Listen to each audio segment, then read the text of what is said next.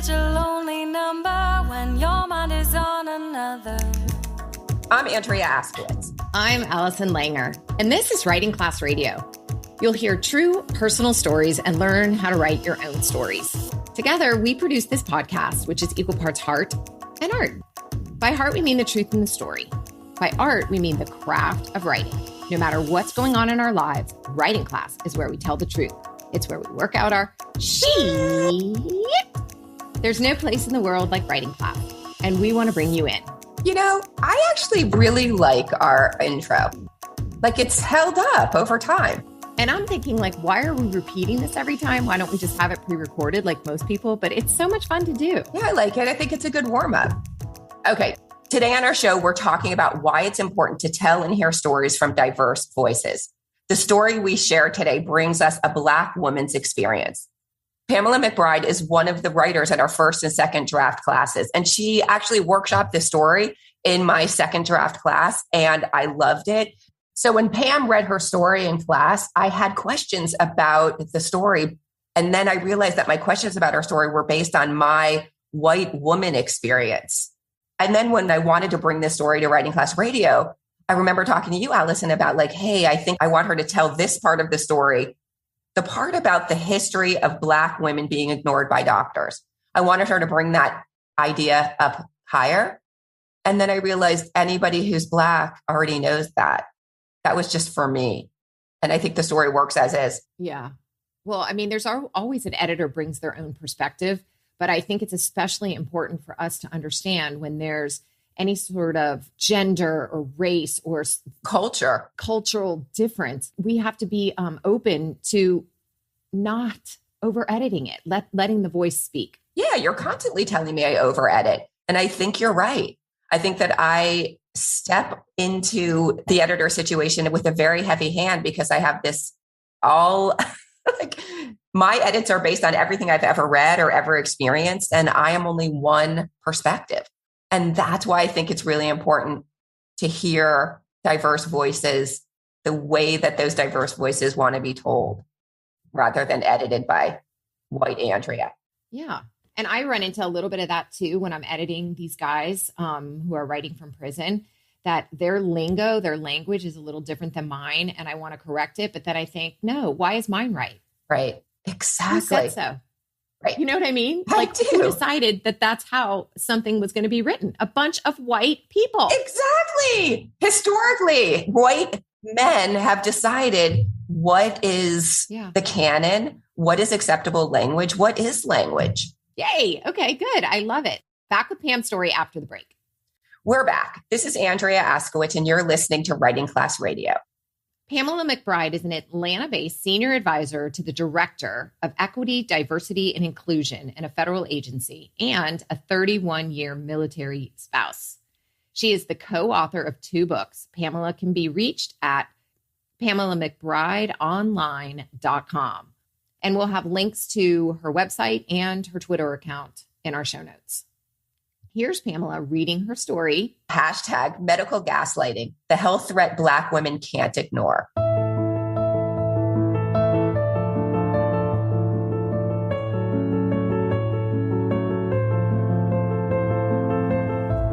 Don't settle for any provider who disregards your instincts and input. Here's how I took control when a doctor dismissed my health concerns. My butt was numb and tingling from sitting for an hour and a half waiting to see the doctor. My lower back spasms worsened, and the pain radiated down the back of my left leg. I changed position every few minutes to relieve the pressure and stiffness at the base of my spine. I moved from the exam table to the chair and back again in my paper gown, sitting on the sheet that was meant to cover me. I was in pain and I was edgy. When Dr. Whitecoat walked in, he washed his hands, rattled off the notes from his handheld computer. I had to correct or clarify every statement he read. And he never looked at me. My edgy disposition became even edgier.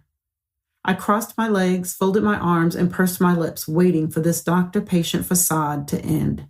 It took longer than I could stand. Finally, I leaned forward and said in my best, I'm trying not to cause a scene voice, I really need you to sit down and listen to me. The doctor stopped tapping the keyboard. He sat down, scooted back his chair, and faced me. Okay, I'm listening. He leaned forward, but 2 seconds later straightened up and interrupted to ask if I needed prescription refills. I told him no and continued to explain the pain. Again, he interrupted. No more refills? My voice trembled from the back pain and the pain of knowing yet again a doctor was dismissing me. No, I still don't. On my 2-week follow-up visit, I didn't let my dissatisfaction with the last interaction carry over to this one. Good morning, what's going on today? Dr. Whitecoat said. My back pain isn't getting any better, and now my left ankle has been swollen for 2 weeks. I don't know if it has anything to do with my back, but I'm worried because it's not going down. Have you used heat or ice? Both. Then try keeping it elevated. I did that too, I said. I closed my eyes, took a deep breath, and reopened my eyes as I slowly exhaled. This is my go-to self-control mechanism. It keeps me from rolling my eyes, offending someone, and coming across as the angry Black woman. I stuck out my leg, wanting him to look at my swollen ankle. He looked at the clock instead. So what would you like to do about your back? Do you want a refill on your muscle relaxer or an MRI? I was stunned. Seriously? He hadn't listened to my concerns, done an examination, or made a diagnosis. But he was asking what treatment I wanted like it was an after-dinner dessert? I was done with this conversation.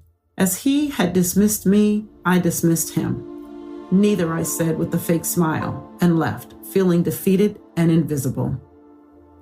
I was in physical agony. Yet again, I managed my emotions and tempered my actions so the doctor wouldn't feel uncomfortable with or threatened by me. I catered to his feelings while he neglected his obligation to care for my health. I worried about how I presented what I was feeling instead of simply feeling it, a luxury my experiences repeatedly taught me I didn't have. But I shouldn't have to accept a standard of care that leaves me uncertain about my health. I didn't want to be the strong Black woman or the angry Black woman.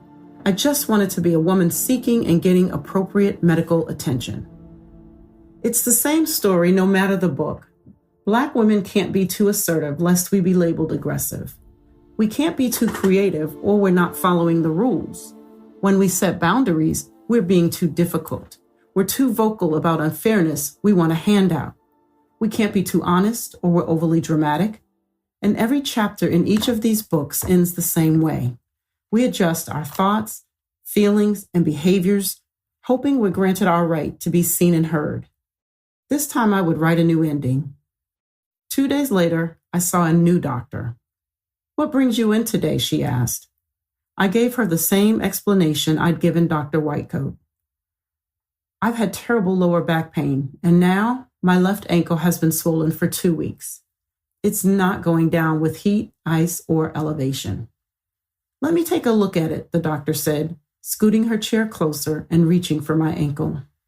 After examining it, she asked about my medical history, physical activity, and medications. I'm going to set up an ultrasound for tomorrow so we can rule out a blood clot, the doctor said. Now that's how it should be. The doctor ruled out medical conditions instead of ruling me out. I had mixed emotions, relieved to be heard finally, but nervous about what I would find out. The following day, the doctor called me with the results. You have deep vein thrombosis. You need to go to the ER right now. As I waited in the ER, I researched blood clots online, making me even more scared. If they'd gotten to my heart or lungs, I could have had a heart attack or stroke. What if that was happening while I was trying to get Dr. Whitecoat to pay attention? His refusal to take me seriously put my life at risk. I was grateful the second doctor cared enough to save it. I rolled my shoulders, twisted my neck, and wiped a tear from my eye, feeling overwhelmed that something terrible could have happened to me, and still could as I sat waiting. Within a few hours, extensive testing revealed the clots had indeed traveled to my lungs. The emergency room staff quickly gave me an IV with a blood thinner to dissolve the clots and save my life. I prayed the decision to rewrite my story hadn't come too late to join the voices that advocate for us. I prayed my medical outcome would be a lesson I could share instead of another statistic about the dangers of the disparities in healthcare for Black women. I wanted to encourage Black women to keep fighting the inattentive and dismissive system that enables our inequitable treatment. Keep asking questions until they're fully answered. Schedule and attend annual and follow-up appointments. Use our right to choose a provider and refuse anyone with whom we don't feel comfortable.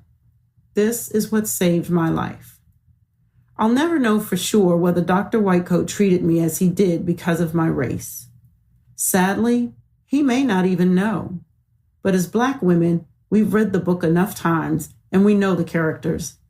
Many of us have lived the plot and, according to a recent New York Times article, are calling out the culprits on social media using #medical gaslighting. If we don't take control of the parts we can, we know the ending. So let's write our own story to get the care we deserve. Let's fight as if our lives depend upon it, because the reality is that they do.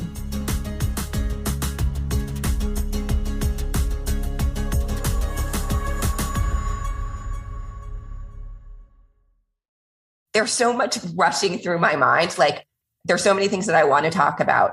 The first thing is this a service piece as service pieces go? Like, I'm not sure. It is a service piece in that this narrator literally says, keep asking questions until they're fully answered, schedule and attend annual and follow-up appointments, use our right to choose a provider and refuse anyone. This is what saved my life. Like, she's basically calling out to all Black women to take care of themselves because doctors aren't doing a good enough job.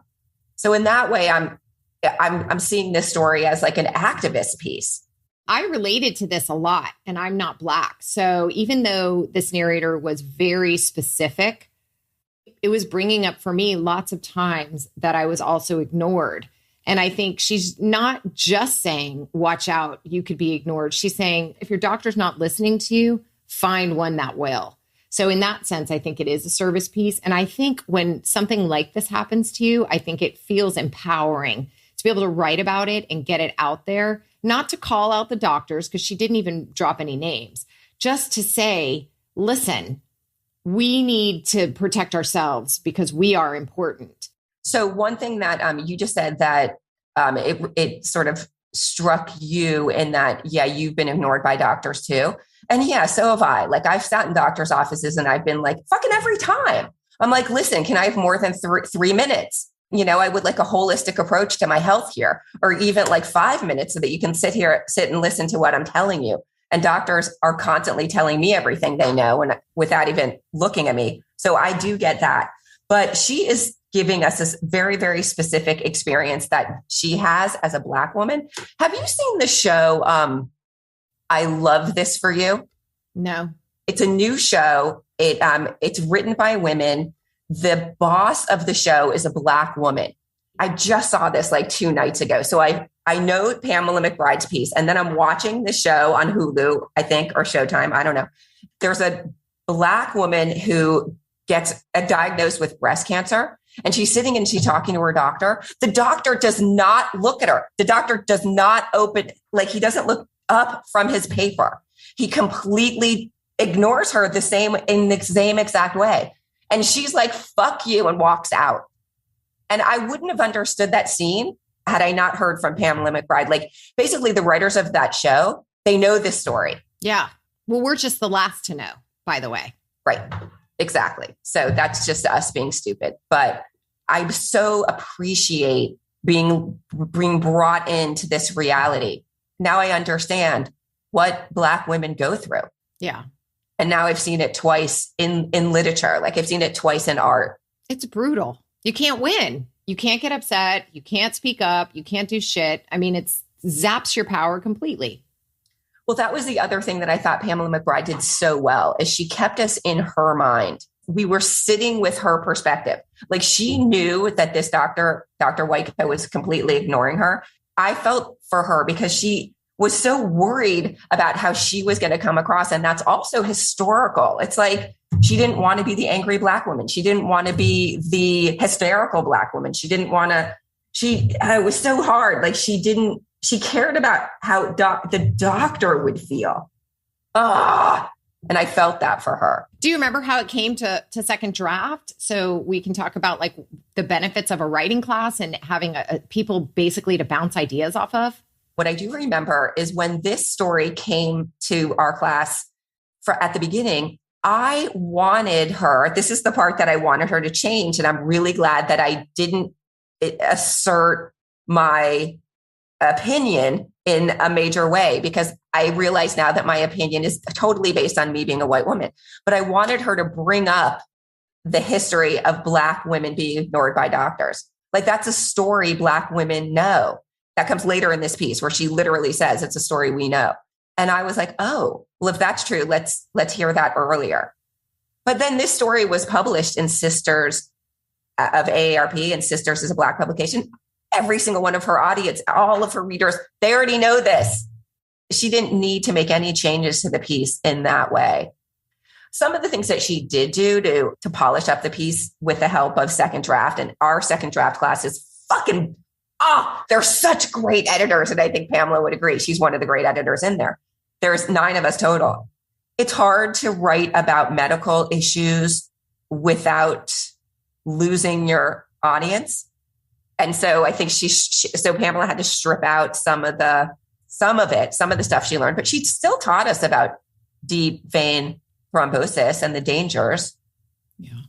Pamela's a really good writer. And she works so hard. Like, she comes to class pretty prepared with a pretty clean draft. Well, how about her notes on the recording? I mean, you can tell this woman is organized. Uh-huh. She's like, okay, at 4:02, I blurbed, you're going to need to, move that around. I was like, wow, never in 132 episodes has anyone ever given us such detailed notes. Edits. Yeah. I loved it. I was like, okay, you're hired. Loved it. I know. She's a military spouse, but she's kind of military herself. Mm-hmm. Very, I love it. Very solid. Just my type. I love people who are organized and on it. I want to talk about the details that she used to kind of bring me in and make me feel the feelings that I think she was going through. Just like when she's sitting on the exam table, she's going from the exam table to the chair and she's wearing the paper gown. I just it's so awkward and I really felt how uncomfortable, and she was in pain. She was moving from the chair to the table, and she had the sheet, she was sitting on top of the sheet. Probably because she was grossed out, she was already a minute in that room was too long, and she was waiting and waiting. So I really felt that. What do you think of her naming the doctor, Dr. Whitecoat? I thought that was effective. I thought it worked because she didn't have to lay into him, but we get the... That's a bit name calling in a way, exactly. But in a way not. The irony, yeah. Right. I thought that was great too. And she continues it throughout. So that's important. She just kept going with that. So that was good.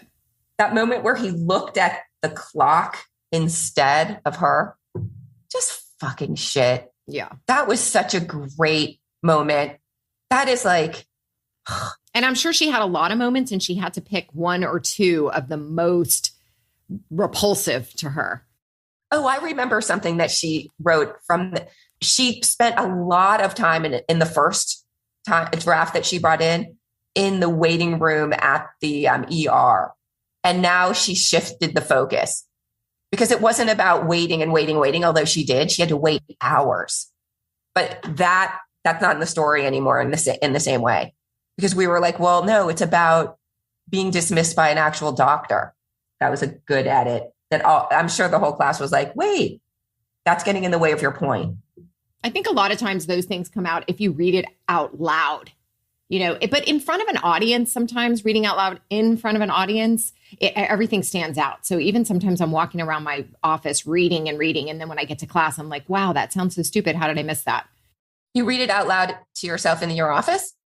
Yes, I walk around my office while I read, sometimes when I'm trying to bring to class or when I'm trying to submit, because I feel like I get inside my own head and I'm just reading, but reading and talking causes my brain to do something different analytically. Yes. And also reading something on paper causes your brain to do something different. I think you see things better when you're looking at paper rather than on the screen. Yeah, it's true. We already talked about how she worried about how the doctor would feel, and that was just making me so angry. 2 weeks later, she has a different doctor, and this doctor is a woman. She didn't tell us if it was a Black woman or not. And I wondered that. And I don't know, did you want to know more about this new doctor? No, and not really. I felt like the fact that she was a woman really said a lot. But then I have had women doctors who are worse than men. So I don't think that the doctor situation is whether it's female or male. I just felt like finally she found somebody. The important thing was she kept looking until she found somebody who listened to her. And maybe the doctor being a woman was just inconsequential, maybe. No, I felt the being a woman was not inconsequential. I felt like maybe the color at that point was inconsequential. Really? Because you just said the opposite. I know, but in this story, I felt that because it was a woman. So we're wondering, is it important if the doctor was Black? And I said, I don't think so, because in general, it has nothing to do with color, race. I mean, everybody can ignore you. It's finding the right doctor. But when I was reading the story, the fact that this was a woman made me feel safe for some reason. I don't know. I wanted to know a little bit more about that from Pam McBride's point of view. Oh, okay. I wanted to know if the doctor being a woman mattered. If the doctor was a white or a Black woman, did that matter? I wanted to know. But maybe the bottom line was she just found a different doctor, any color, any gender, and this doctor paid attention to her, and that's what she needed to do. And that's what she's telling every woman to do. Keep going until you find the right doctor. Oh God, it's so exhausting. She says, I didn't let my dissatisfaction with the last interaction carry over to this one. She's seeing Dr. Whitecoat again. I kind of don't believe her there because, she's trying, but, and then this moment where she closes her eyes and takes a breath. And this is her go-to self-control mechanism. And that's how we know that this narrator has experienced this many times. Yeah. Yeah. And I trust her that she knows how to control herself and not be that angry Black woman, which is what she was trying not to come across as. Just what a burden. Jeez. Yeah. I'm just looking through my notes here. The blood clot did go to her lungs. And then she ends on that call out to all women. Keep asking questions until you get your answers.